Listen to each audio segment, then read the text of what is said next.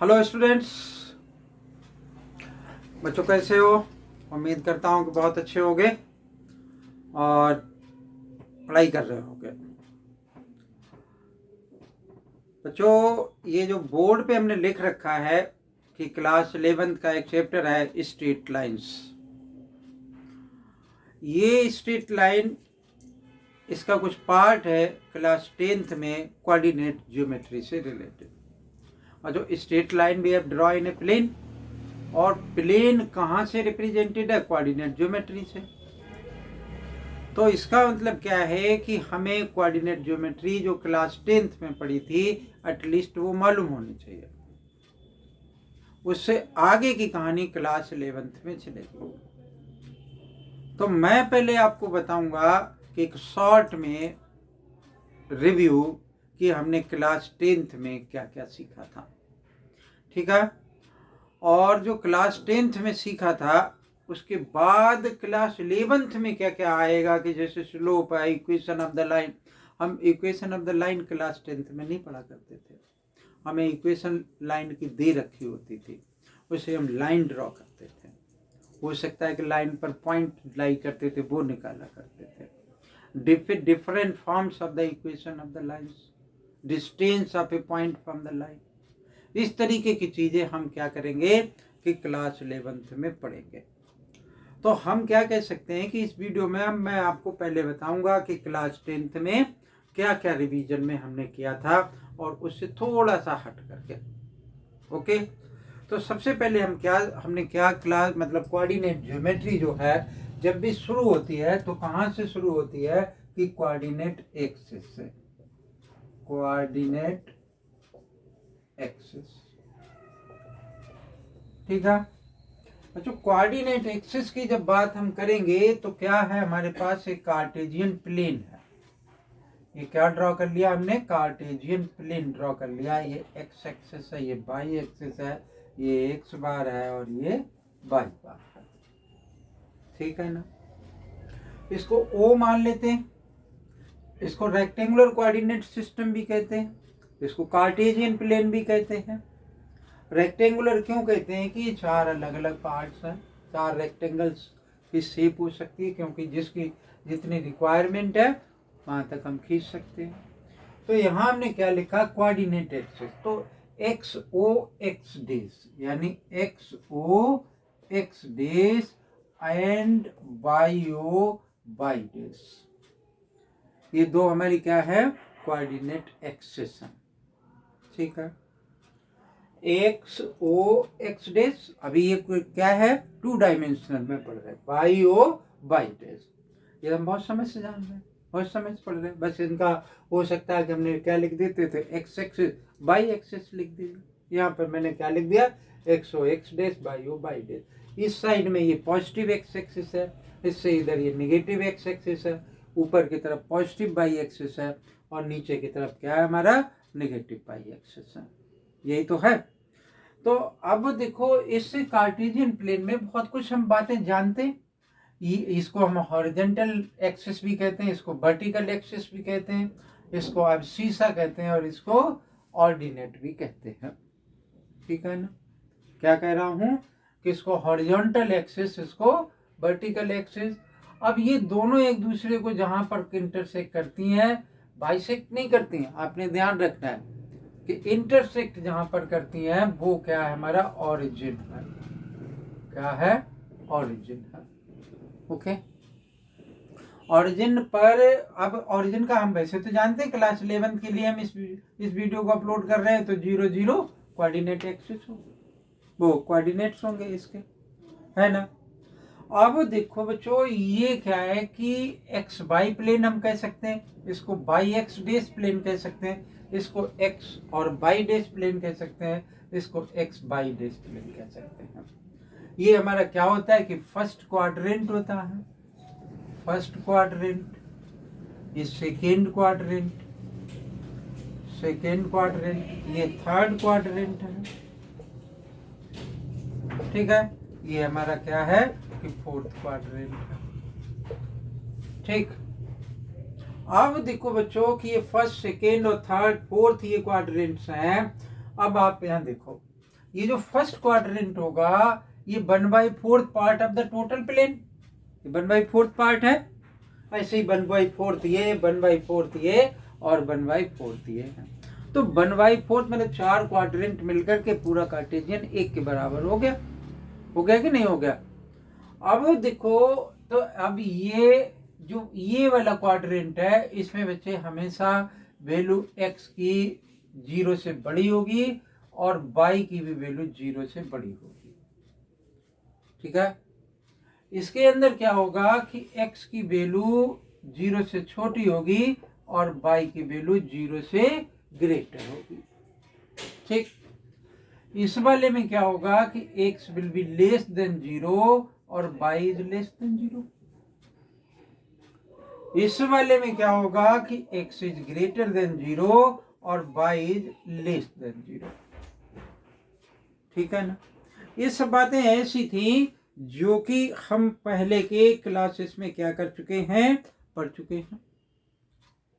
भाई इसमें फर्स्ट वाले में पॉजिटिव दोनों प्लस प्लस के होंगे, इसमें माइनस प्लस, इसमें माइनस माइनस और इसमें प्लस और माइनस। लिखना चाहे हम यहाँ लिख सकते हैं। मान लो कि एक और हमने कार्टेशियन प्लेन इस तरीके से ड्रॉ कर दिया। भाई आप आसानी देख सकते हो कि जैसे x is greater than 0, y is greater than 0, ये y है, x डैश है और y डैश है।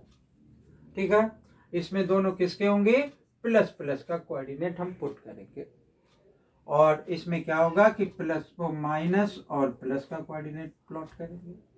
इसमें दोनों माइनस माइनस के कोऑर्डिनेट प्लॉट करेंगे। इसमें क्या प्लॉट करेंगे कि प्लस और माइनस का कोऑर्डिनेट प्लॉट करेंगे।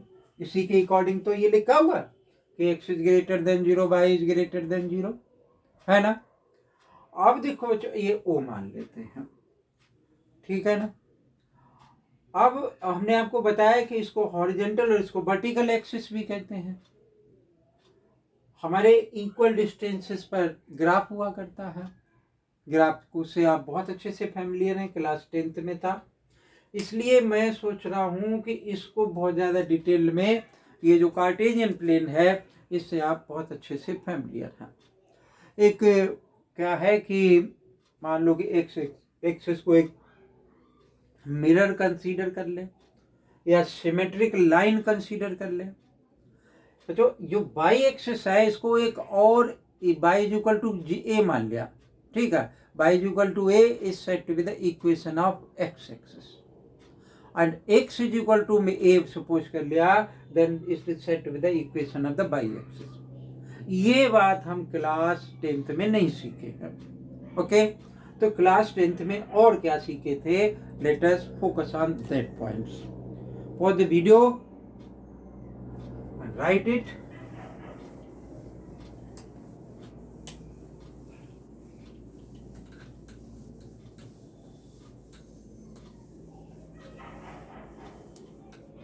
आप देखो जो क्लास 10th में था उस पर थोड़ा फोकस कर लेते हैं।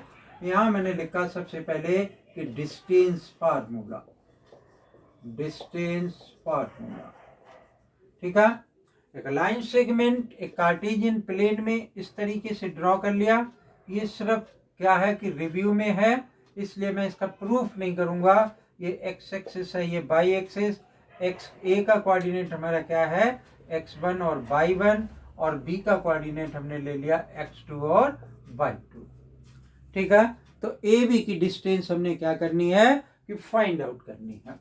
तो ए बी बराबर बच्चों क्या होगा कि square root of x2 minus x1 का square plus y2 minus y1 का स्क्वायर। ओके, इसको आप और क्या लिख सकते हो, कभी कभी आपको कंफ्यूजन होता है, x1 माइनस x2 का square plus y1 minus y2 का स्क्वायर। ओके, ये हुआ। सपोज कर लो कि ये हमने क्या किया कि एक पॉइंट ये ले लिया और इसका ओरिजिन से डिस्टेंस निकालना है। इसका कोऑर्डिनेट क्या है, एक्स वाई। ये ओ मान लिया, ये ए मान लिया। तो ओ ए जो होगा उसकी डिस्टेंस क्या होगी, root of X square plus Y square. Okay, ये डिस्टेंस फार्मूला आप कहाँ यूज करेंगे, इसकी क्या एप्लीकेशन है, मान लिया कि इक्विलेटरल ट्रायंगल,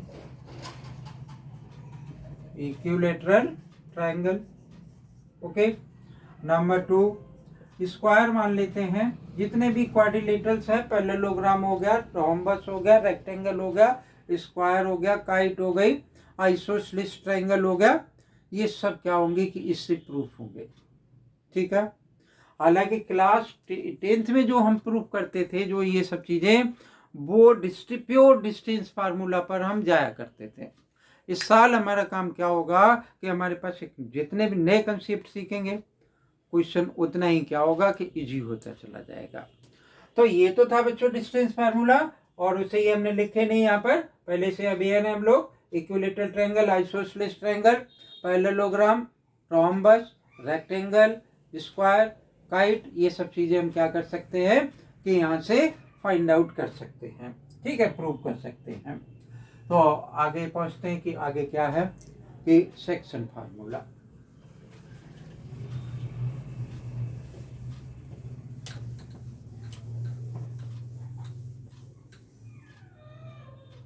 तो देखो, फिर हमने लिखा नेक्स्ट सेक्शन फार्मूला। देखो सेक्शन फार्मूला क्या होता है बच्चों कि मान लो कि ये एक लाइन सेगमेंट है। ठीक है, ए बी इसका कोऑर्डिनेट मान लिया, पी एक पॉइंट है जो कि ए बी को दो सेक्शन में डिवाइड कर रहा है। क्या कर रहा है? ए बी को दो सेक्शन में डिवाइड कर रहा है। P is not we have considered as a mid point, P mid point नहीं है। ओके, तो एपी रेशियो पी भी हम मान सकते हैं, ऐसा लिख सकते हैं कि एपी रेशियो पी भी, और इसको हमने मान लिया कि M ratio M, P is the internal. Okay, तो ए का सपोज कर लिया कोऑर्डिनेट क्या है कि x1 बाई 1, बी का कोऑर्डिनेट क्या है x2 और बाई 2, और पी क्या है x और बाई 2, और ये क्या मान लिया मैंने m, और ये क्या मान लिया n मान लिया। ठीक है, तो सेक्शन फार्मूला यानी एपी और पीबी दो सेक्शन हैं एबी के, तो और ये इंटरनली सेक्शन है, इंटरनली सेक्शन है।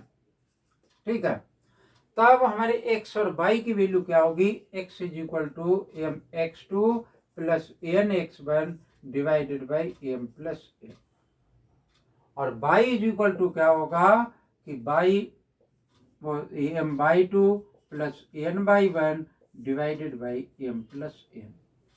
ठीक है, मान लो कि मैंने इसको फिर से ड्रॉ कर दिया कि ये ए बी है और पी जो है वो यहाँ पर आ गया, ये पी पॉइंट ए है, ये एक्स वाई है, और ये बी है और ये ए है, ए x1 और y1 है, और ये b जो है हमारा वो क्या है x2 और y2 है। अब देखो कि ये जो हमारा यहाँ से यहाँ तक है, ये हमारा यहाँ ए पी इतना क्या है एम के इक्वल है, और ए बी, अब पी बी था ना, तो पी बी हमारा क्या है कि पी बी, ये दूसरा वाला पार्ट हमारा क्या हो गया कि एन के बराबर आ गया। ठीक है ना। अब देखो, तो अब सेक्शन जो हम बनाएंगे वो क्या बनाएंगे, ए पी और रेशियो बी पी, और ये क्या बना कि एक्सटर्नली डिवीजन है, एक्सटर्नली सेक्शन है।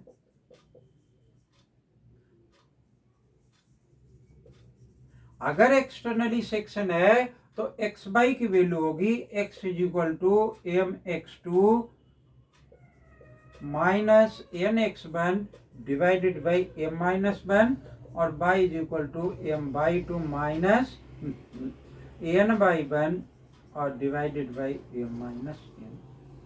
ओके, तो ये दो सेक्शन फार्मूला है। फिर हम किस पे पहुंचते हैं? मिड पॉइंट फार्मूला पे।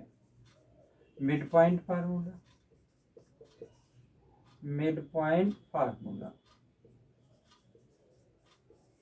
तो मिड पॉइंट एक लाइन सेगमेंट है, मान लो कि P is the mid point, ये मैंने लिख लिया x1 बाई 1, और ये क्या लिख लिया x2 और बाई 2। ठीक है, तो x1 बाई 1 और x2 बाई 2, और P का कोऑर्डिनेट क्या दे रखा है x और y दे रखा है। तो मिड पॉइंट फार्मूला हमारा क्या हुआ कि x is equal to x1 plus x2 divided by 2, y is equal to y1 plus y2 और डिवाइडेड बाई 2। ओके, फिर और आगे देखते हैं। यानी ये डिस्टेंस फार्मूला था।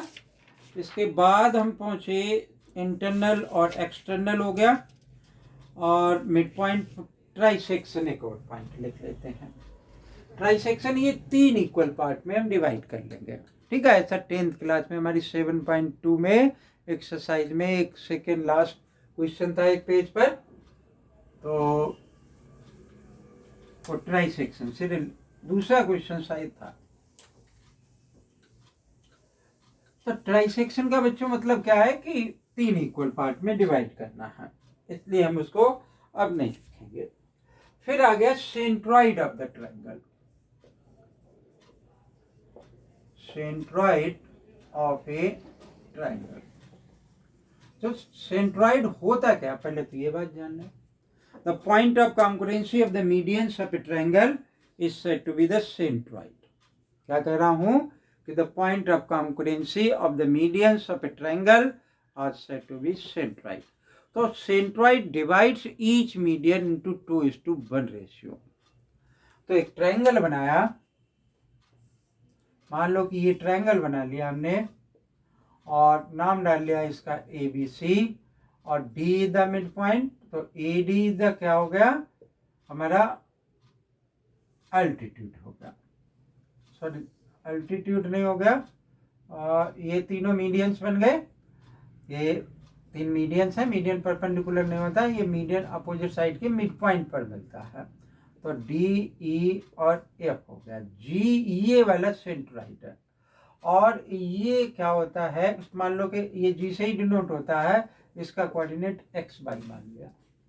ठीक है, तो AD, BF and CE are the medians.